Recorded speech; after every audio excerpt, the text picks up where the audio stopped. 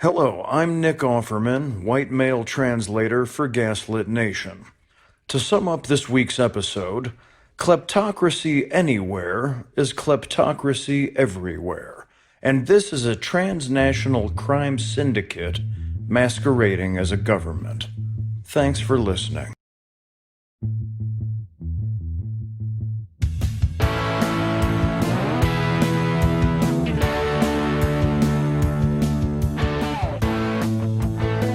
I'm Sarah Kenzier. I'm a journalist and scholar of authoritarian states, focused on the former Soviet Union, and the author of the book, The View from Flyover Country.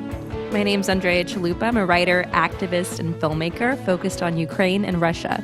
And this is Gaslit Nation, a podcast examining corruption in the Trump administration and the rise of authoritarianism around the world. And now we are in week 3 of the government shutdown. We told you 2 weeks ago that this shutdown was intentional, that it was planned, that it was beneficial to the Trump administration and not just the result of incompetence. It is now the longest shutdown in U.S. history. And there are a lot of, dire consequences to that we've discussed in the previous shows. This is not about a wall. This is about stripping the government down and selling it for parts without any oversight or accountability. And what's important is that this is not just a result of Trump. It's true that Trump is holding the country hostage, but he's doing it in tandem with the GOP. And in many ways, this is an extension of what the GOP had previously attempted to do in the 2013 shutdown. And as evidence of that, I'm going to read to you a little bit from my book, The View from Flyover Country, where I wrote about that shutdown in an essay called A Government Shutdown, A Social Breakdown, and what this broader agenda of the GOP is. Because while obviously the political climate has changed dramatically with Trump, the base direction of what they're attempting to do hasn't. So here we go. We are passive subjects, held hostage to a vindictive minority, divorced from public will. Political scientist Daniel Drezner has noted that the government shutdown has no real precedent in American history. The material interests on the GOP side appear to have zero influence over their party, he writes, noting the failure of the long-standing American tradition of pluralism. Now it's the ideological interests that are ascendant, and this poses enormous challenges to the American body politic. Rule by ideology is far more dangerous than it was in the 1990s because this shutdown takes place in extreme economic vulnerability. Like the current shutdown, the current unemployment crisis has no precedent. The great lesson of the past decade was that any employee can be arbitrarily deemed non-essential or unworthy of pay. In an era when entry-level jobs become unpaid internships and full-time jobs turn into contingency labor, it is easy to imagine the cuts from the sequester becoming permanent. Shutdown furloughs may turn into layoffs, as elected officials, now marketing survival as the new American dream, will assure us that we did fine without them. The non-essential worker is the archetypal hire. Our worst-case scenarios are simply scenarios. And then a little more on that. Today, the attack on the poor is no longer cloaked in ideology. It is ideology itself. This ideology is not shared by most Americans, but by those seeking to transform the Republican Party into, as GOP operative Mike Pompeo describes it, an apocalyptic cult, or one of the intensely ideological authoritarian parties of 20th century Europe. These are the people who have decided that poor children should be denied food as a result of elected officials wanting poor people to have health care. The government shutdown only formalizes the dysfunction that has been hurting ordinary Americans for decades. It is not a political shutdown, but a social breakdown. Fixing it requires a reassessment of value and values. When wealth is passed off as merit, bad luck is seen as bad character. This is how ideologues justify punishing the sick and the poor. But poverty is neither a crime nor a character flaw. Stigmatize those who let people die, not those who struggle to live. And so I wrote that in October of 2013, and unfortunately, much of these conditions are still in play. Certainly the exploitation of people who are suffering and this idea that it's deserved. And I have more I want to say on this, but Andrea, do you have anything you want to weigh in response to that, or should I just keep ranting? I don't think the shutdown's going anywhere. I think it's all part of Trump's orchestrated reality show of terror. He is desperately clinging onto it as leverage in this ongoing hostage situation. It's creating a huge distraction. It's consuming airtime, of course, on cable news. And all of that is intentional because we're seeing now bombshell after bombshell coming out, reminding us again, but in new ways of saying it, that Donald Trump, the President of the United States, is a Russian mafia asset. And he knows the walls are closing in on him. And so, as we keep saying, this shutdown is very much a distraction of nearly 1 million lives being impacted across America just for a criminal and his criminal family to protect themselves. That's what this is about. And I want to point to this latest absurdity where this president who likes to claim he's a billionaire, we don't know if he's a billionaire, but he boasts that he spent $3,000 catering himself, because of the shutdown, the banquet for the Clemson University football team, the champions, coming over to the White House to be celebrated for their incredible season. And what is this Monopoly-style board game cartoon billionaire created by Mark Burnett? What does he do? He treats them to a banquet of McDonald's and other fast food. So I want to point to that because I just think it's just such a perfect metaphor. The president abuses McDonald's just like he abuses everything else in the world except for Ivanka. If I were McDonald's, I would send the president a cease and desist letter at this point, because all of this points to reports over the years that he loves his McDonald's. He sends people out to get him Big Macs or whatever. And I think that's honestly what he does all day is he eats McDonald's and he watches Fox News and he has Twitter meltdowns. And look at the chaos that we're privy to, the chaos that is coming out in reports. Unfortunately, all the best leakers in the White House have gone. They've been pushed out. And we're not left with too many. And so a lot of those stories of Mad King George that used to come out, especially in the beginning of the administration, we have less of those. But we do see the crisis just because of the fact that our government is shut down and there's no end in sight to that. And the Twitter meltdowns are constant. And so if this is the chaos we see, imagine the chaos we're not seeing behind closed doors. And we know this is a president that is pure chaos, and all that chaos is there to, of course, be a weapon to protect himself and his family against their long history of crimes and self-enrichment and just general kleptocracy now that they're all in power. But I think all of this points to, okay, if he cares more about McDonald's and Fox News and fighting on Twitter, then who is really in charge? Who is the president of the United States right now? And I think it's safe to say that the de facto president of the United States are Jared and Ivanka. Yeah. And I know we're going to talk about this on the show, but I think it's always a good time to pull this up higher in our coverage. Ivanka Trump was floated as a possible contender to lead the World Bank because, as we're always saying on this show, if there's anything that Donald Trump has any loyalty to, it's his daughter Ivanka. And the end game for this is to make Ivanka Trump the first female president of the United States, and just to continue the kleptocracy and continue protecting themselves from any accountability. And you see Ivanka now, no, she won't be head of the World Bank, but she is helping decide who will be the next president of the World Bank. Ivanka Trump.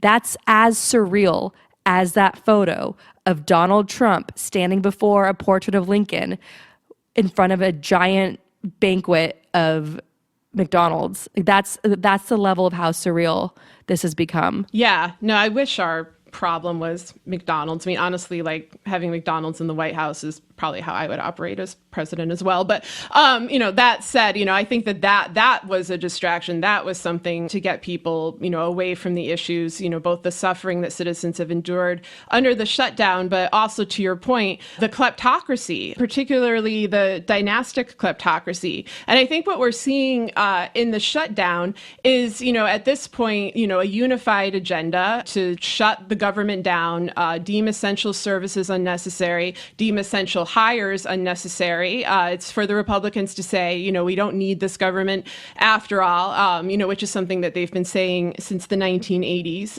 But, I do see a potential split here, because while the GOP has always sought to privatize federal industries and to profit off that pain of deprivation, Trump is distinct. Trump has a distinct loathing for the United States and has utter deference to hostile foreign states. And it's irrelevant to Trump whether the U.S. continues to exist. He may also, like the GOP, want to strip the country down and sell it for parts, but he doesn't care who the buyer is, and he prioritizes foreign buyers. And I kind of wonder how this is sitting, with American plutocrats, people like, the Koch brothers, who've long tried for this kind of initiative, but for their own benefit, or people like Mike Pence that, I think they do value America in their own way. It's not a healthy way. It's not a way that's beneficial to Americans. But, they would object to the idea of America being broken into pieces and sold off to foreign markets, which is something that Trump, Kushner, and others in his inner circle are perfectly fine with, as long as it benefits them financially. So I'm wondering if we will see, some kind of tension. But the thing I'm really worried about is that people keep throwing out, potential solutions to the shutdown, or should the Democrats compromise, or are Trump's poll numbers falling, or what does the base think?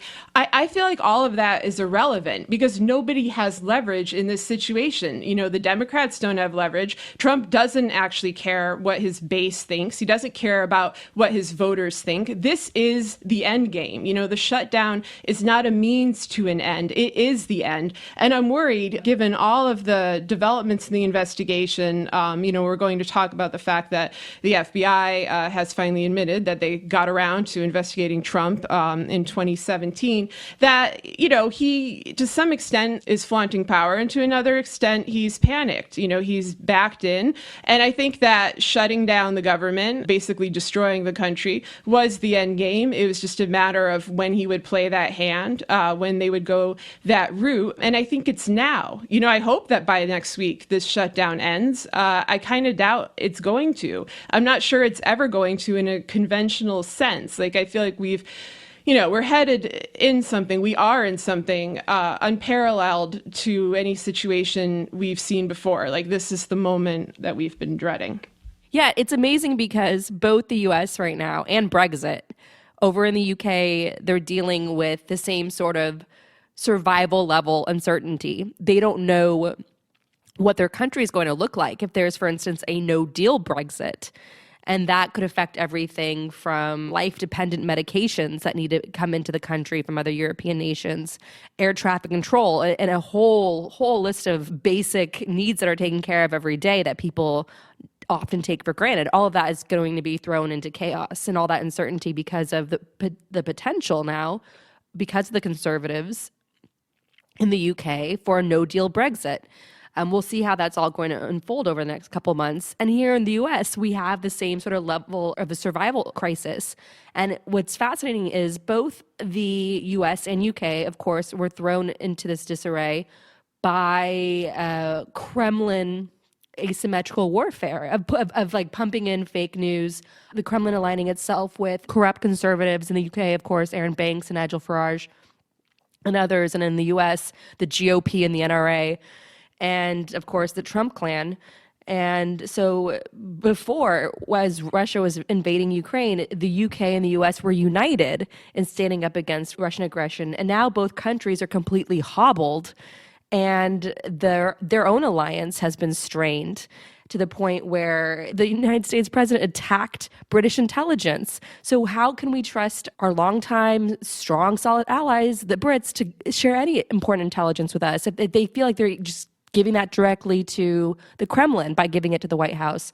So this is an unprecedented crisis on both sides of the pond, and it's Once again, Trump has announced his intent to pull the United States out of NATO. And people are freaking out, even though this has been something that Trump campaigned on. It's something that he said repeatedly during the time that he was president. And that perspective, where he basically views NATO as a flawed mafia protection racket, goes all the way back to the late 1980s, when he started taking out ads in newspapers, trashing our allies, saying we didn't need them. That includes not just NATO countries, but also Japan was a particular target. And now we're seeing him put those views into practice. And it's so frustrating to watch this because, he has been consistent in that, just as he's consistent in his deference to Russia, just as he's consistent in his racism. And people, I don't know how, just assume that once he gets power, he's not going to actually enact these platforms, that it's impossible, that he'll be checked, that he'll be held back. But that's the other great commonality to Trump's life, is that no one checks him. All of these forces, law enforcement, intelligence, all of these different groups have been completely ineffective at holding him back or bringing any kind of consequences to acts of criminal impunity or to really destructive ideas. And so I won't be surprised if we do leave NATO. And, we'll talk about this more, but this is part of a broader global alignment. What you brought up before with Ivanka potentially heading the World Bank or being a person who selects the person who heads the World Bank. This is filling a vacuum that they've created. We've had weird, abrupt resignations worldwide. We had the situation with the head of Interpol happening before, and we've had a series of elections that have put in extreme right-wing leaders all over Eastern Europe, in the Philippines, in Brazil. We've seen, countries like Turkey transition, into basically dictatorships. And as you brought up, we have this incredible, the constant instability of Brexit in the US. And so, it's a lot to take in. I'm sure our audience is super thrilled right now. But, I guess this might be a good time to talk to, well, why hasn't anyone stopped this? And also the kind of non-revelation story that came out in the New York Times this week. The New York Times, who famously claimed that investigating Trump, FBI finds no link to Russia, has now said that, yes, the FBI has found a link to Russia in 2017. After this had all been widely discussed in the public domain, after Hillary Clinton called Trump a Putin puppet on stage and released a video laying out his Russian ties, after Harry Reid begged Comey to inform the public about the threat of Russia and the election, which he didn't, after Paul Manafort had been fired from the Trump campaign because of his illicit ties, and we could go on and on and on. Listen to any episode of this podcast, you're going to get a long list of Trump's illicit dealings with Russia and his criminal ties going back 30 years. So the question is, in my mind, why the hell didn't they investigate until 2017? And is that even true? Do you think that that's the real story? Well, I know for a fact that my sister, when she took it upon herself as a consultant at the DNC to investigate Paul Manafort and what was he doing here, what was Yanukovych's hand to the king doing running Donald Trump's campaign for president. And my sister really stuck her neck out for that investigation. And as we've talked about on previous episodes, experienced death threats, attempted break-in on her house in the middle of the night. Her car has been trashed several times inside. All these messages sending her violent threats to try to silence her. And she took her research to the FBI during the election itself in 2016. And she did not hear a response, really, until Obama called his intelligence report after the election result came out with the surprise victory of Donald Trump. And that was finally when Obama knew that he had to act on what he had known the entire time, which is that the Russians were hacking our election to weaken one candidate and bring to power the other candidate, a candidate they had a long-standing mutually beneficial relationship with, which of course is Donald Trump. And so when Obama called his intelligence report that very day, my sister got a call from the FBI basically saying, what do you know? Give us your information. And she, handed it to them because she was asked. And so, but I do think the foot dragging, the fact that Harry Reid, my sister, Christopher Steele, and these are experts that were pressuring the FBI or calling or alerting the FBI and urging some sort of action. What we're always saying, you and I, Sarah, isn't somebody going to do something? Yeah, that should be the tagline of this show. Yes, it is. And so I think all of this points to the fact that James Comey, where were you in 2016 other than obsessing over like the search for Hillary Clinton's emails and holding that bizarre press conference where you called her careless for doing exactly what you were doing at the time, which is, you too, James Comey, you were using personal email for government business. And on top of that, he sends that ridiculous letter right before the election. Like, he creates his own October surprise saying, we're going to reopen this Hillary email case. And he sends it to Congress, and he knows that the rabid Republicans are going to leak that letter, and they do. And Nate Silver showed that James Comey's October surprise letter probably had a very big impact on swinging the election towards Donald Trump. So, James Comey, write as many books as you want, trying to glorify yourself. You can't hide from history. Any free society that has access to all the information of what's going on right now, they're going to know who you are and what you did and what you didn't do. And you are the one, James Comey. You're like the Aaron Burr who shot our democracy and the Western Alliance in the heart.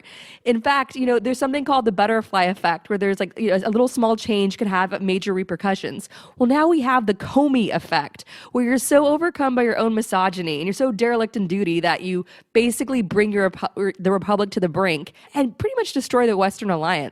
It's amazing. So everyone, get that out there. We need like a white male in the mainstream media to repeat everything I just said, so it goes into the public record. Okay, the Comey effect. Everyone start using it. That's who James Comey is.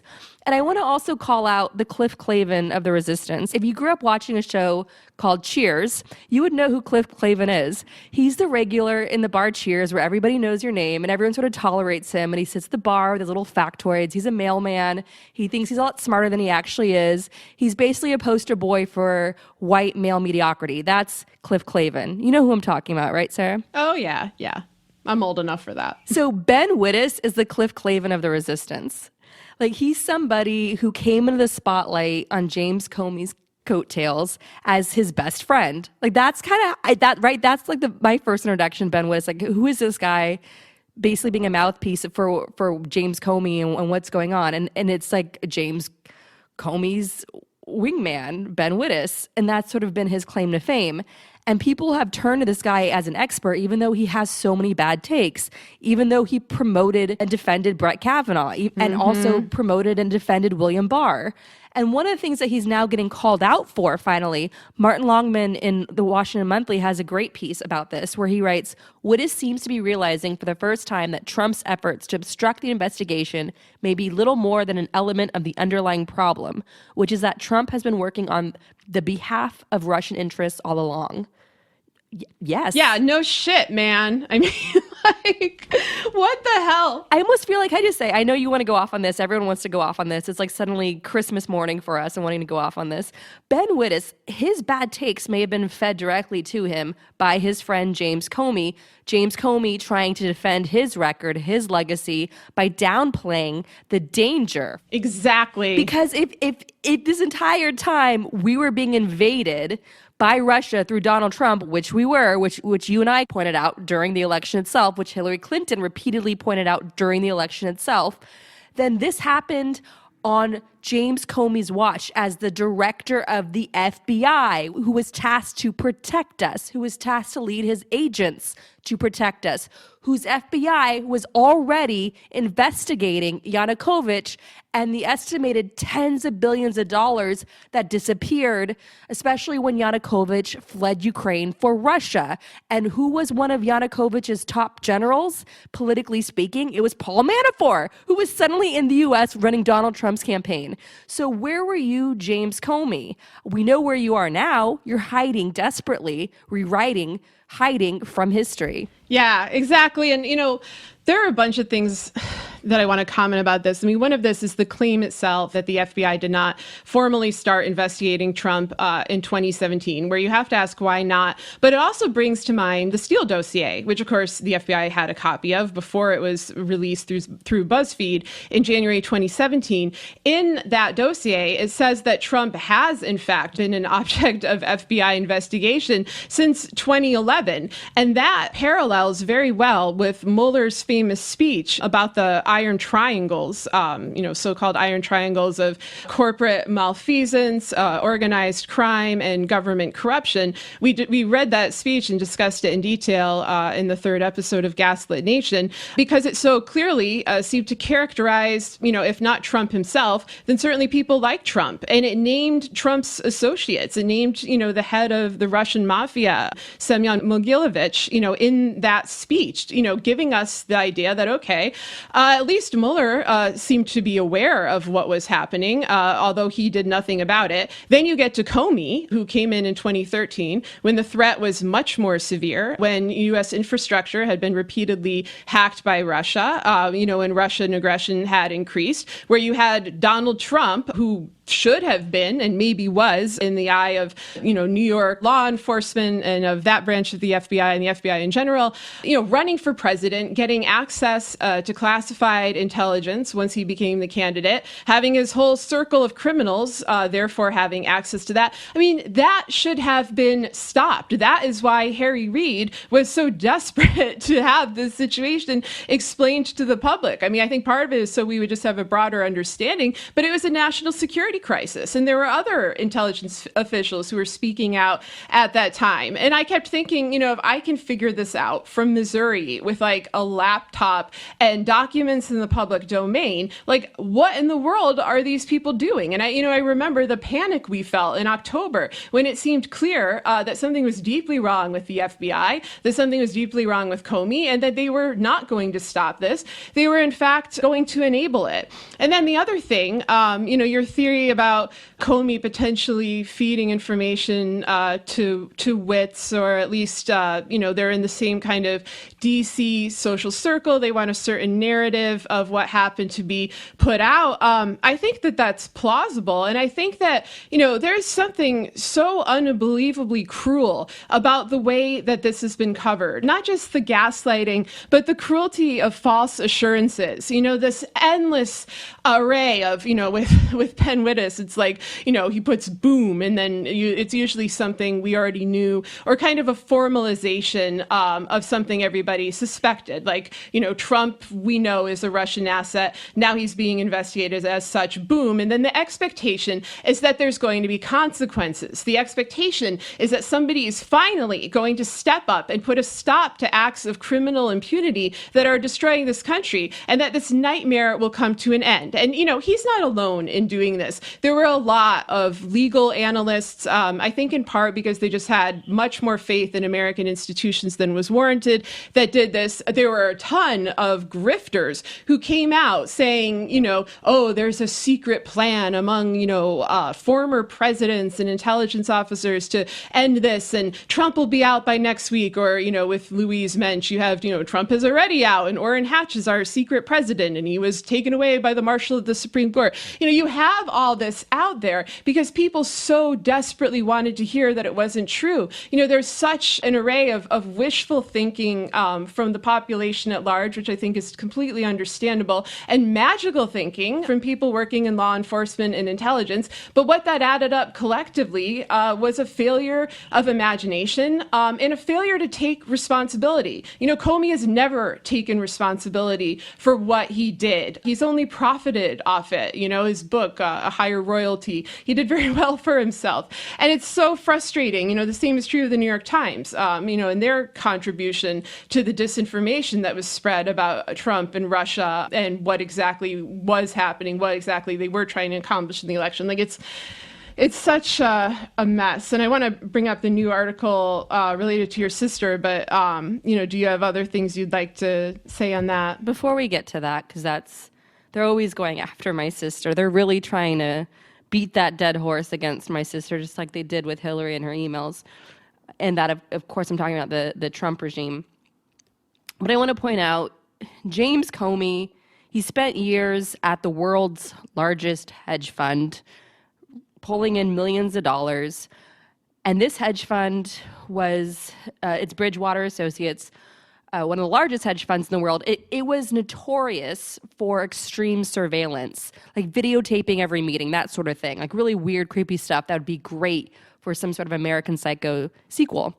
And some people I think pointed to the fact that, James Comey came from that weird hedge fund where they had a culture of extreme surveillance, and extreme transparency.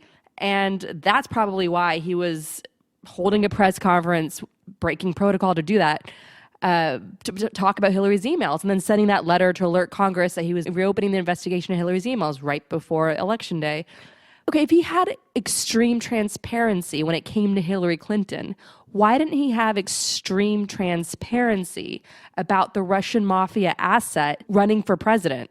Why did only Hillary Clinton, so-called, benefit from James Comey's training and experience at this hedge fund of being trained to act in a way of extreme transparency? That doesn't make sense. And it's just his behavior, the only thing that could possibly excuse it is that he just was overcome by his own misogyny, like so many white men of privilege in 2016, in the media, in the political arena.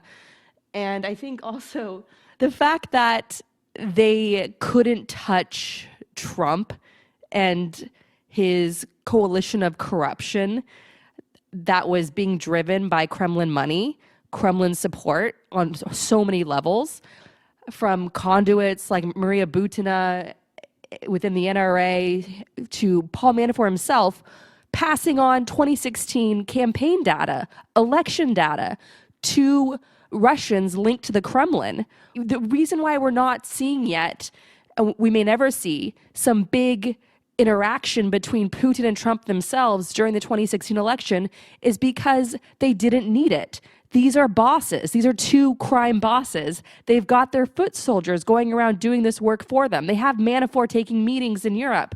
They have Michael Cohen possibly taking a meeting in Prague. We know now that there was cell phone data linking him to Prague of when he would have been there. And so these guys could keep Putin himself is known to keep his hands clean from the murders of his opponents and hiding his money, which he funnels all over through various oligarch foot soldiers. That's what they do. They're bosses, and they run their operations like bosses. They bark, they delegate orders, but they know, like bosses, what is going on at any time. And that brings us to the kids. If you look at how Sally Yates warned us that Michael Flynn was compromised, that Michael Flynn was working with the Russians, that he was talking to Ambassador Kislyak back and forth, and the Russians knew that, and therefore that made him compromised. Well, what about Ivanka Trump and Don Jr. and Jared Kushner? But namely, Don Jr. and Ivanka Trump. These two were compromised, just like Michael Flynn was. Ivanka was all about creating the spa, the Ivanka Trump spa inside the Moscow Trump Tower. She knew about this.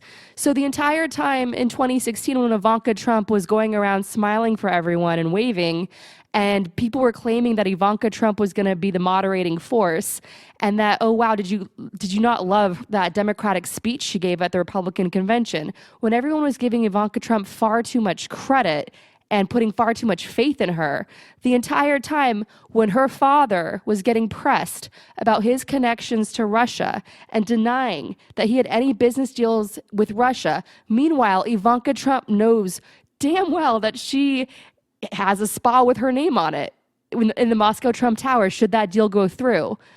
So Ivanka Trump herself was compromised. Don Jr. said a big portion of our money is coming from Russia. The kids are going on trips to Russia. That is one way the Kremlin hooks you, is they rope in your children. And we know that they harass and target the family members of dissidents and opposition leaders. They did that to the Russian oligarch Khodorkovsky. They went after his father. Khodorkovsky, of course, being the one that dared to run for president against Putin, and he ended up getting his entire fortune liquidated and thrown into prison. They did that to Alex Navalny, who's now one of the most viable opposition leaders against Putin and inspiring all those kids to go out into the street and protest corruption. They arrested his brother. So they like to target family members, and they also like to rope in family members of corrupt leaders leaders to compromise them so they have leverage on the father, in this case, Trump. Or whoever the parent is who's in power. So just like Michael Flynn, Don Jr. and Ivanka are just as dirty and just as compromised, and their dirtiness, their corruption is the compromise that the Kremlin had on Trump during the 2016 campaign, just some of that compromise. And it's also something that the FBI, and I don't know how they could have not been aware of it, because the person who accompanied Ivanka Trump to Russia and Don Jr.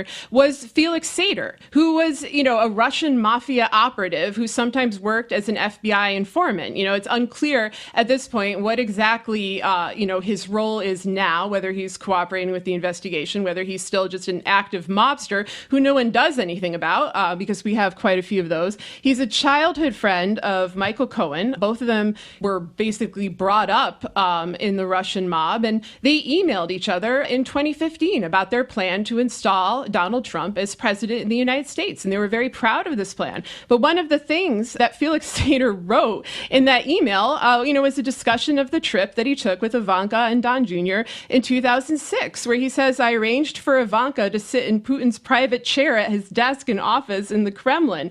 And then they, go on and they discuss, these real estate deals that they want to do, and, making sure that they arrange things for Trump's candidacy. Like, how in the world would the FBI not have that on their radar when this guy is literally their informant? He's their guy. And in the midst of Trump doing things in 2016, for example, like asking Russia to give him Hillary Clinton's emails and saying that the media will reward him, like, how could that not have rung a bell? That's one of the reasons that I'm so suspicious. And then, that brings us to the present day, where we know that they know that he's a Russian asset.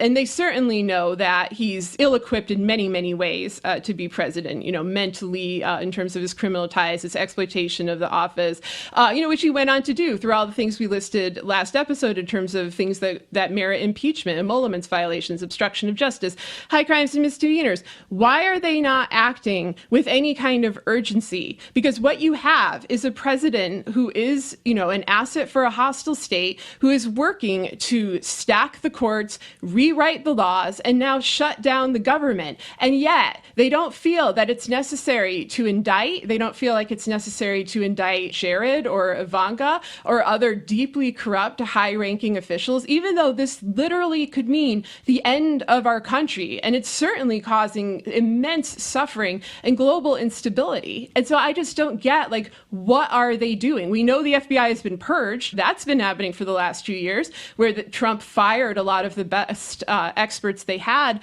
on the Russian mafia. That was predictable. So, why not act before you're purged? Why not act before the country collapses? I don't get it. What I find really interesting is that one of the leading experts on Putin in the entire world, Fiona Hill, who wrote the book on Putin and how his mind works, is called Mr. Putin, Operative in the Kremlin. Fiona Hill is who you want when you're taking on the Kremlin. In fact, in that Helsinki Hell Summit over the last summer, when the U.S. side is sitting down across from the Russian side, Fiona Hill is the only one from the U.S. side who is staring down Vladimir Putin, because she knows that that's what you have to do. You have to stand up to bullies. You have to show strength to a former head of the FSB. You have to show strength towards a former KGB agent. And Fiona Hill was the only one representing any expertise, any decency, any strength on the American side in that Helsinki trip. And I can't even imagine what's been going through her head working in the White House of the president, who is a Russian mafia asset. And I don't even know how Fiona Hill got the job. I mean, that gives me some faith in the establishment that Fiona Hill was hired by this White House somehow. That may have been some oversight by Trump. I think Fiona Hill has survived this long in Trump's White House, given that so many other relatively stable experts have left, because Fiona Hill wrote the book on Vladimir Putin, a autocrat who lives in his own warped reality and abuses his power, wants to kill journalists, all of it. That autocrat has been mentoring this Trump wannabe autocrat. So I really believe that Fiona Hill has survived the Trump regime because she knows how to deal with Trump, because she knows how to deal with Putin.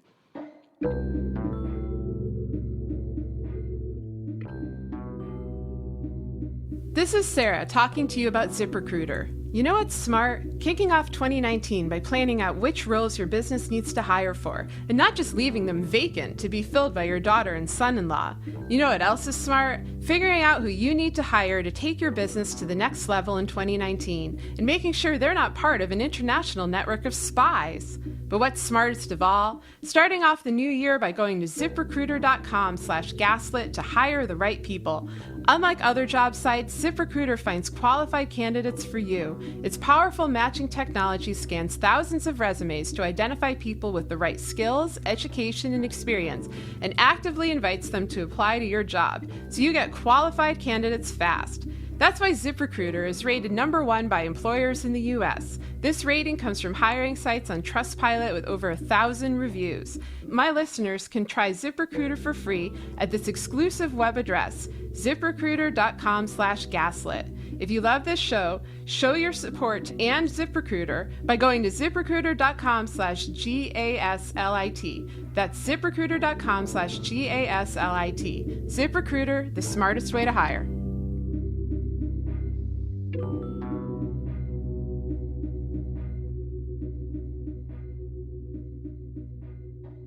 Yeah, I mean, it's possible. It is interesting because we hardly hear anything about her. I had to double check that she's in fact still there. And, I mean, in terms of people in the Trump White House, she's obviously by far one of the better ones. She's written some things on Uzbekistan that I found a little bit questionable in the past. But nonetheless, yeah, I think it's worth looking into what she's been doing and whether she actually has any effect on this administration at all. I know that overseas, there have been a number of concerned officials in Eastern Europe. When in 2017, I spoke at a conference in Estonia, which featured the president of Estonia and the president of Finland in the audience. And, I expressed my concern, that Trump was an unstable leader, that he was a Russian asset, and that he intended to withdraw the U.S. from NATO and intended to break off our traditional alliances with our partners in Europe.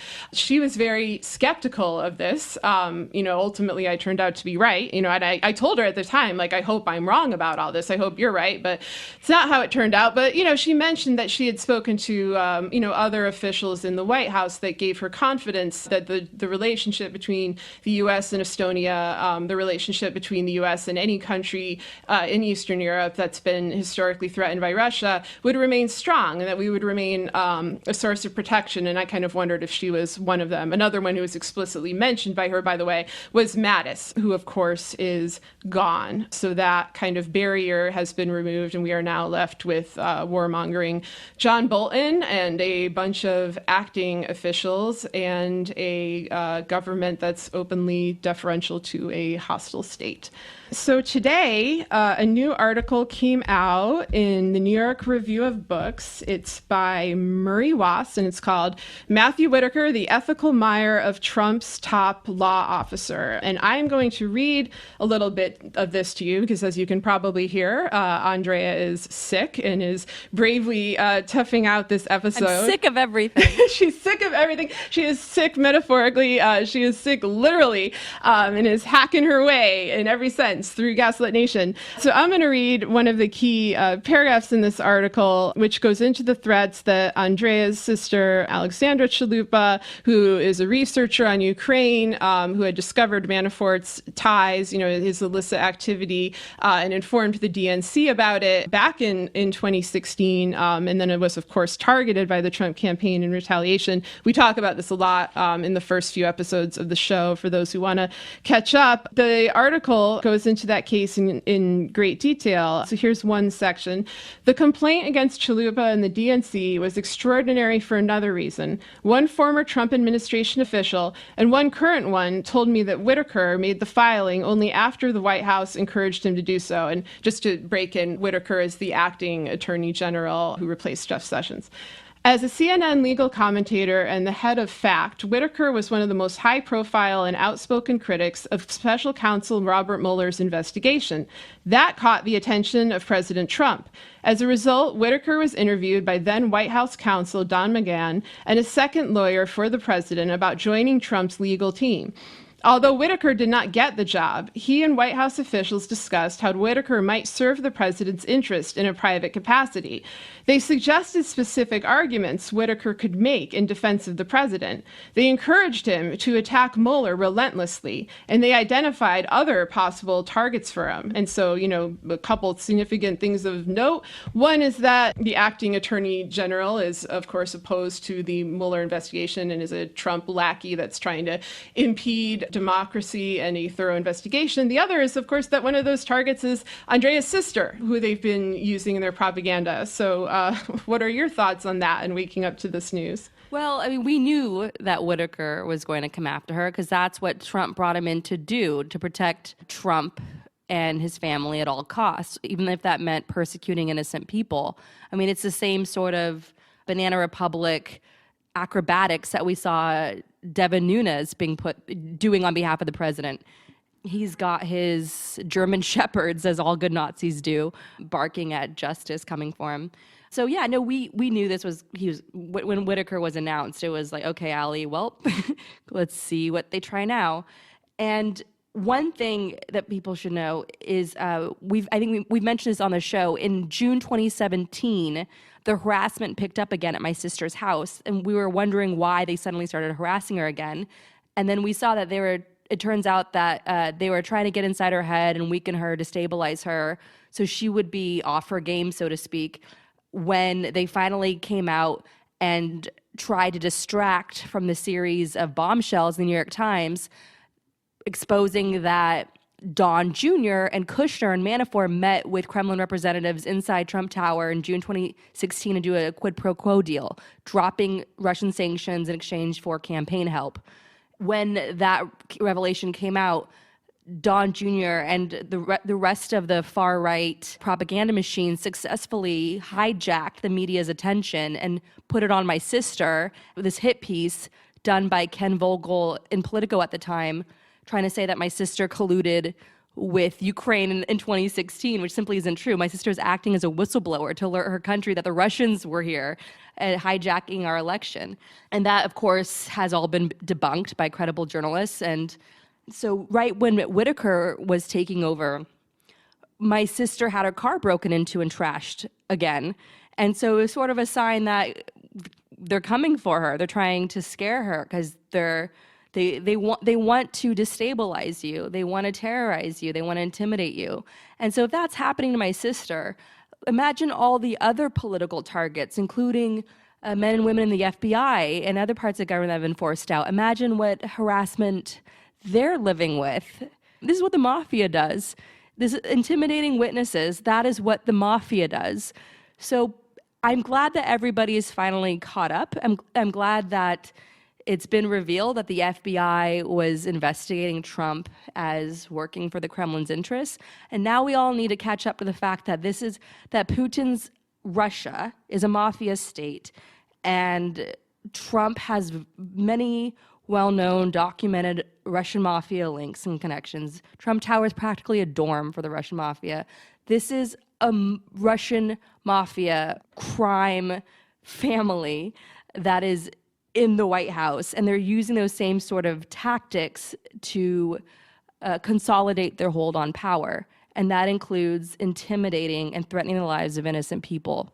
Yeah, and it's ongoing. I mean, a lot of times when we record the show, I feel like we're in like a live rerun. Like we have discussed this so many times. We've discussed it when it was happening in 2016. Then we went back and did a recap of what happened in 2016, so our audience would know. Then we had to basically do like a recap of the recap. Like, well, why didn't anybody believe us, the first 5 times that we told you? And then here we are, yet again with it confirmed, with the FBI finally admitting that they're investigating. with your sister still being harassed. And, that's the point that I want to drive home, is that none of this is in the past. This is an ongoing crisis. This is definitely an ongoing point of stress for us. And there doesn't seem to be an end in sight, at least not an end that will result in accountability, in rule of law, in the restoration of our rights, and the restoration to our safety. We always saw it this way with Trump because that is how he operates. He's a creature of destruction. He preys on it. He waits for it. Every moment where he's benefited from something in his life, it's been at the expense of, usually the most vulnerable people, whether it's the housing crisis, whether it's, what he's done through his businesses and his casinos and his bankruptcies. And so, for him to be in the role of the president, this was never going to end gracefully. This was never going to have some sort of Nixonian farewell of, getting into a helicopter and talking about American values. But, what's scaring me is that I know that they see it this way too. I don't think they see a way out. I don't think Trump sees a way out. It's like his mind is incapable of it. He either just sees sort of a permanent win, which I do think is a dynastic kleptocracy. Definitely. It's the continuation of executive power put through Ivanka and Jared, so that in one sense he never dies. He never dies as president. And, and that's something I kind of want to get into, is Trump's idea of the end game, and the idea of the end game for those around him. And, Trump's conception of death and mortality, because we had some other disturbing things happening this week. We had more commentary about Mike Pompeo and his religious extremism. Mike Pompeo is waiting for the rapture. He's described politics as a never-ending struggle until the rapture, saying the evil is all around us. He's a religious fanatic. He's an Islamophobe. Pence is also a religious fanatic. John Bolton is the same way and also sees us as locked in a war with Islam. And so, this is a widespread tendency among top people in the Republican Party who can actually hold the keys to this method of destruction.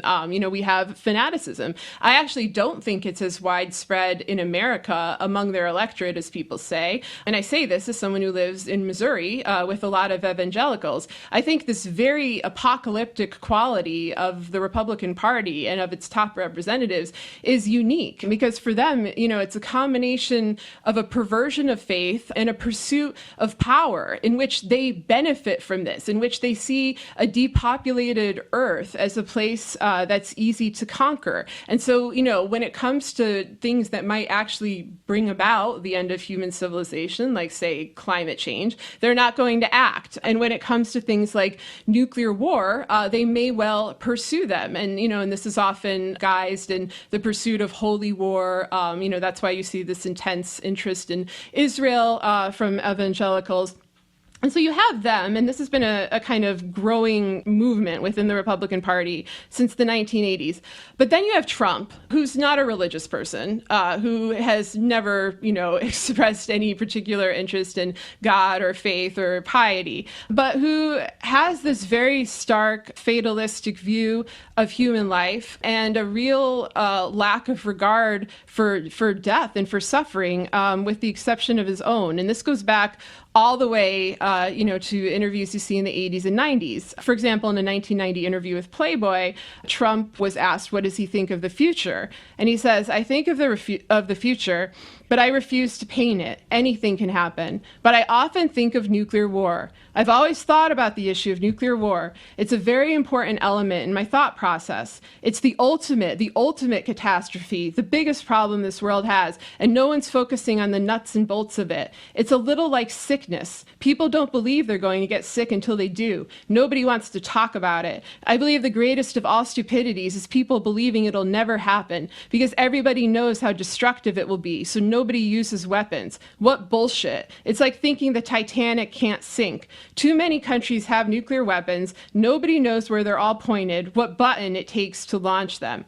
And so you see this discussion of nuclear war, this obsession of Trump's. He once claimed he had learned everything he needs to know about nukes in an hour and a half. It initially started out as a fear and as a sort of weird desire for deterrence, for nuclear weapons to be eliminated, and even a desire way back in the 1980s to partner with Russia, him as a private citizen, to end nuclear weapons. But it transformed into an embrace of them. Nowadays, like during the 2016 campaign, he said, if we have nuclear weapons, why aren't we using them? And I think a lot of this has to do with his own mortality. In many ways, Trump is the ultimate baby boomer nightmare. He is so self-involved. He literally cannot imagine the world continuing without him. He's so resentful of death that he wants to take everybody down with him. And I'm not saying most baby boomers share this perspective at all. He's like a caricature of what people think of when they think of the narcissism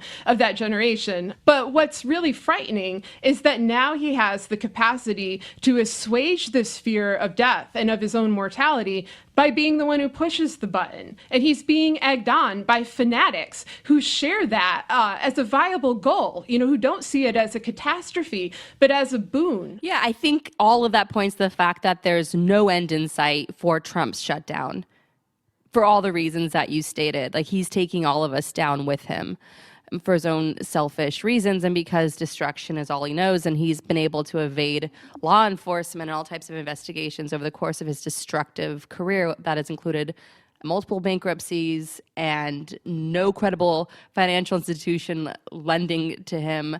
And the ones that did, Deutsche Bank is now under serious investigation. I think Trump's shutdown specifically is incredible.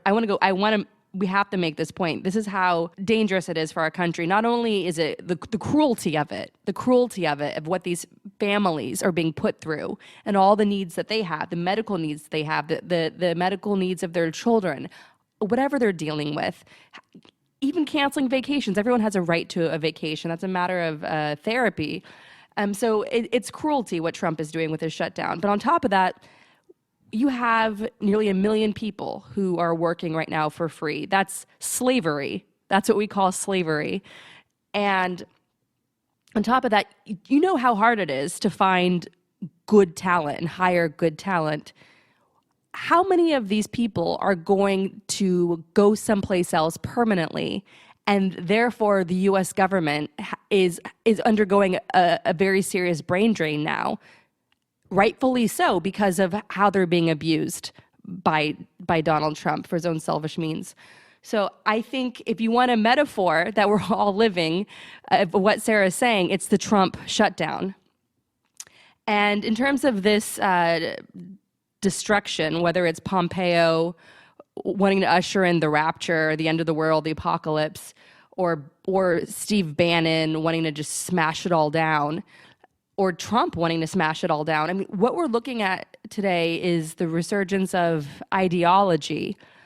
Ideologies were very prevalent in the 1930s and in the decades leading up. You had a belief system on how the future should be created, and everybody picked a side, and everybody argued for their belief system, and the ideologies would take sides in war. There was fascism versus communism, and how are we going to create the future is the fight for the future, and it just brought unimaginable destruction. So we're back in an age of ideology, and so you have, as we've said before, you have the Pompeos, the people that see this as and Bolton, these people, the ideology largely seems to be this white male, quote unquote, Christian crusade that they're all leading, and they don't mind who they destroy or how their policies hurt people in the process. So we had on the previous episode a discussion of how the Yellow Vest movement in France has been co-opted by the far right. The Daily Beast just wrote a great piece on that. Highly recommend that you look that up. It gives a whole overview of how the Yellow Vest movement, which started off as a great populist uprising, people pushing back against income inequality and rising taxes. And there's a lot of good people that were brought out, certainly by this movement. But what you're seeing also is an ideology that works independent of the autocratic leaders and the elites that stand to benefit, who normally push these things. So, for instance, you don't need to have Putin or Le Pen or Bannon or anyone like that out on the square in Paris handing big, fat publisher clearinghouse checks to the Yellow Vest movement, holding the puppet strings of the Yellow Vest movement. Ideology doesn't work that way. What you have instead, a political infrastructure that was built by the Marine Le Pen campaign, bringing together her racist far-right supporters on all types of internet chat groups, Facebook groups, what have you. They're all organized, just like we on the left build our own political infrastructure and we get organized and we have our email listservs and chat groups and Facebook groups, etc. The far right is doing that as well. That's a powerful organizing tool. That's called political infrastructure. So you saw very early on with Marine Le Pen's supporters jumping on this Yellow Vest movement, and now they've successfully hijacked it to the point where official Facebook pages for the Yellow Vest movement, as reported by the AFP, Agence France Presse, is reporting that the Yellow Vest Facebook pages are promoting Russian propaganda. One article is saying that the Russian economy is booming after Russia banned the Rothschilds banks, which isn't true. And of course, Rothschild banks are dog whistle for, of course, the Jews. That's what that means. And this Daily Beast article that just came out outlines how across the UK and even in Canada, the Yellow Vests are now a symbol of this whole ideology of hate, a whole ideology of breaking down the Western alliance and promoting this anti-Semitic, anti-Islam, anti-environment, this just as hateful, a destructive ideology. And you're even seeing former fighters from France who felt so moved by Putin's invasion of Ukraine and how Putin is this great underdog daring to take on the Western alliance, which gave us globalization and income inequality and all the other things that Putin's propaganda likes to blame the West on.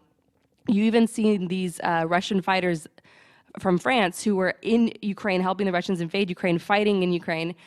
They're posting photos of themselves in yellow vests in France, and they're holding up the flag of the People's Republic of Donbass, which is a symbol of Russia's invasion in Ukraine. So I'm sorry to anybody who was sympathetic to the Yellow Vest movement when it first started out. It's been hijacked, and that is what we call ideology.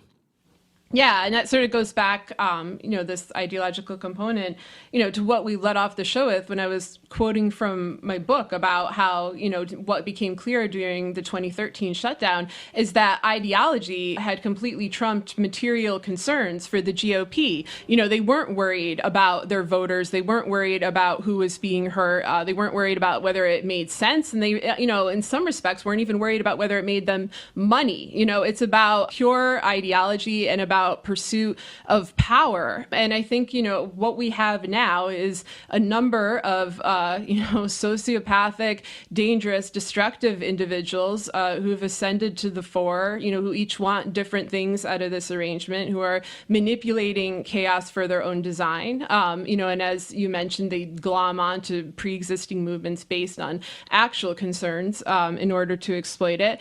And very few consequences for any of that behavior. And this is always why my concern has been time.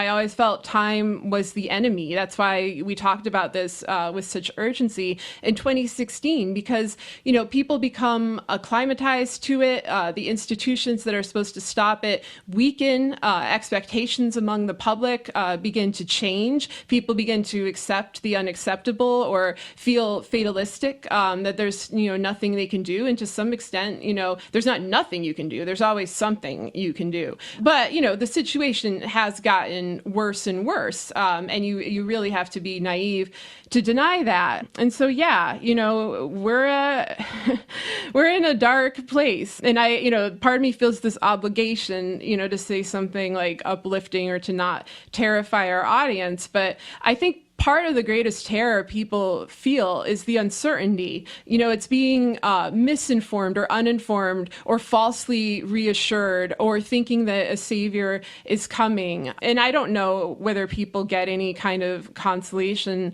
out of me saying that that's not the case. All I can kind of do is be honest with people and tell the truth and say what I really think is happening. And this is what I think is happening. And in that kind of situation, people throughout history have had to struggle with governments like this. They've had to struggle with war, with planned chaos, with sociopathic officials, with, people commit crime with impunity. People have fought this. People have survived this. So my only kind of advice is, hold on to your values, keep your expectations high, even if they're not going to be met, and continue to fight it in whatever way you can. Often it's local, but don't deny it. I think we're at a point now, because of the shutdown, that people cannot deny the widespread catastrophe of what has occurred and its potential to grow, because, the center has not held, and, the blood-dim tide is here. And yeah, on that note, we should probably switch to you talking about something good. I'm really going to leave everyone with, the bleakest closing ever. Well, there've always been bleak times throughout human history, and there've always been individuals, men and women, who chose to do something instead of nothing. And that's why we have the freedoms we do today. So make sure that you are counted among those who chose to do something instead of nothing. And that's where your hope comes from. Yes. And on that note, I have some exciting news. Do tell. Yes. Well, I'm thrilled to share that the film I've been working on for 15 years now, 15 years, inspired by my grandfather, who survived Stalin's genocide famine in Ukraine. That film, which is a journalistic thriller directed by the 3-time Academy Award nominee Agnieszka Holland, who herself survived Soviet occupation growing up in Poland. Her parents were both journalists, and her father was arrested by the Soviet secret police, and his official cause of death was suicide while under police interrogation. So talk about overcoming a bleak chapter in history. If she could keep going and fight and become a world-renowned master filmmaker and bring justice to the many victims of totalitarianism through her art, then what excuse do the rest of us have? We all have to keep fighting and do our part. So I'm very thrilled to announce our film, which is now being called Mr. Jones. It is premiering in competition. It'll have its world premiere in the opening weekend of the Berlin Film Festival in February. And I'm thrilled about that. And the film is stunning. It stars James Norton playing the lead character, Gareth Jones, based on a real-life young Welsh journalist who risked his life and career to expose the truth of what was really happening in the Soviet Union. And it stars Vanessa Kirby, who all of you may know from, she played Princess Margaret on The Crown. Vanessa is a stunning artist and storyteller, and you'll see that in this film. And of course, Brooklyn's own Peter Sarsgaard. Peter Sarsgaard plays Walter Duranty, the Pulitzer Prize-winning Moscow bureau chief of the New York Times, who gaslit the world by writing in the New York Times, "There is no famine." Walter Duranty helped the Soviets bury the truth and discredit the young Gareth Jones. And for many generations, the truth about this genocide famine in Ukraine was muddled and buried. And finally, just in recent decades, a lot has been dug up thanks to the help of archives being opened up after the fall of the Soviet Union, and a lot of great historians like Timothy Snyder at Yale and Ann Applebaum and Norman Naimark at Stanford and many others digging into the latest available research and coming out and saying, yeah, this was genocide. So the film is I'm very proud of it. I've seen it many times. James and Vanessa recently watched it in London, and James wrote us a beautiful letter about that experience. And I want to share with you, I hope, some hope on what that journey was like for me to try to write my very first screenplay and get it produced, and not having any idea of what I was doing on this very long, harrowing journey. And I'll share that back in 2015, after beating my head against the wall and trying to get this film made and no one seemingly wanting to make it. And this was before I met Agnieszka Holland or any of my producers. It was just me. It was just me and a screenplay all alone in the world. And I had no idea what to do or how to keep going. And I wanted to give up because all of it seemed incredibly tough and impossible. And so back in 2015, I saw that here in America, we have a wonderful program called Independent Filmmaker Project. And that program, known as IFP, has helped a lot of independent films like mine get made, including Beasts of the Southern Wild and a lot of other great films. And so I was always applying to things and never winning anything. I was always a bridesmaid and never a bride. But I decided to apply for the development program at IFP. And I remember sitting there at my dining room table, on the same table I'm recording from now, thinking, I never win these things. Why even bother? And then a voice in my head said, well, what if this is the one time you finally win? And I said, okay, well, I'm going to follow you down the rabbit hole, hope. And I hope that, you're right. And so I ended up writing this miraculous first draft. What you're about to read is a first draft. It just came out of me. It's out of pure anger. And lo and behold, through this first draft of a statement about why I was making this film, I was accepted into IFP, and it completely changed my life. And it brought together so many important people that I needed to make this film happen. At the same time, I met Agnieszka Holland through the historian Tim Snyder, and I met my wonderful, tenacious producers in Poland, and we were off and running. And a few years later, we're all on set together, and it's been a wonderful, passionate, creative marriage between all of us, and it's been one of the most transformative testaments of faith that I've ever experienced in my life. And so it's just a lesson, a reminder to all of you not to give up ever on anything that you believe in, and to always be led by your heart, no matter how much you want to despair. So I'm going to share this statement of what I wrote. And keep in mind, this is me, all alone in the world, just desperate for anybody to read my screenplay and make my movie. And this is what I wrote. That was sort of my turning point and finally my luck changing. So I wrote this. A naive 27-year-old British journalist named Gareth Jones illegally entered Ukraine in March 1933, where he witnessed the ravaged countryside and interviewed survivors of Stalin's genocide famine. His eyewitness account shocked the world. Much like the Kremlin controls the media in Moscow today, it pressured American and British journalists to publish articles condemning Jones as a liar. Quote, there is no actual starvation or deaths from starvation, but there is widespread mortality from diseases due to malnutrition, Walter Duranty wrote in the New York Times. Ever a social ringmaster, Duranty lived in a luxurious apartment near the Kremlin, was beloved internationally as our man in Moscow, and had just won the Pulitzer Prize. Who would the world believe?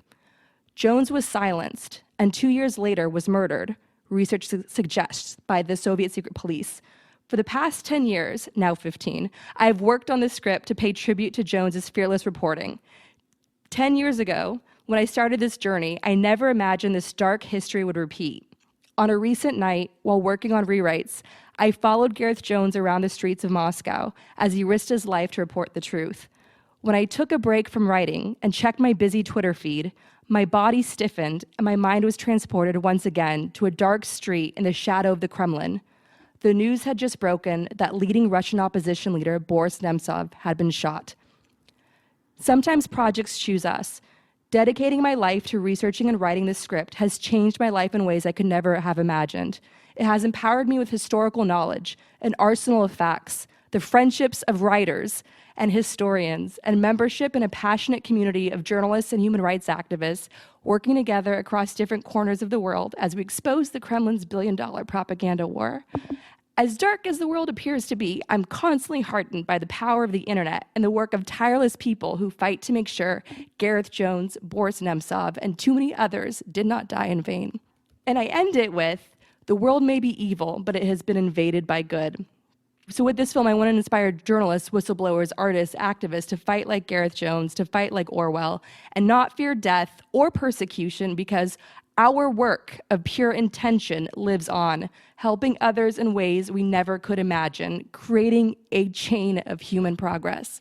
Well, I'm glad you said that. I think that's the perfect way to end the show. And a reminder, and obviously we're going to talk about your movie more in the future because the themes are resonant now. I've read it. It reflects the historical moment. But I think in terms of how do people deal with this crisis, how do we deal with the weight of all of this bearing down on us? I think you've put it perfectly. So let's end on that. Gaslit Nation is produced by Andrea Chalupa and Sarah Kensier. If you like what we do, leave us a review on iTunes. It helps us reach more listeners. And check out our Patreon. It helps keep us going. Our editor for this was Carlin Daigle. Original music in Gaslit Nation is produced by David Whitehead, Martin Vissenberg, Nick Farr, Damian Arriaga, and Carlin Daigle. Our phenomenal logo was designed by the genius that is Hamish Smith at the New York-based design firm Order. Thank you so much, Hamish. Gaslit Nation would like to thank our supporters at the producer level on Patreon: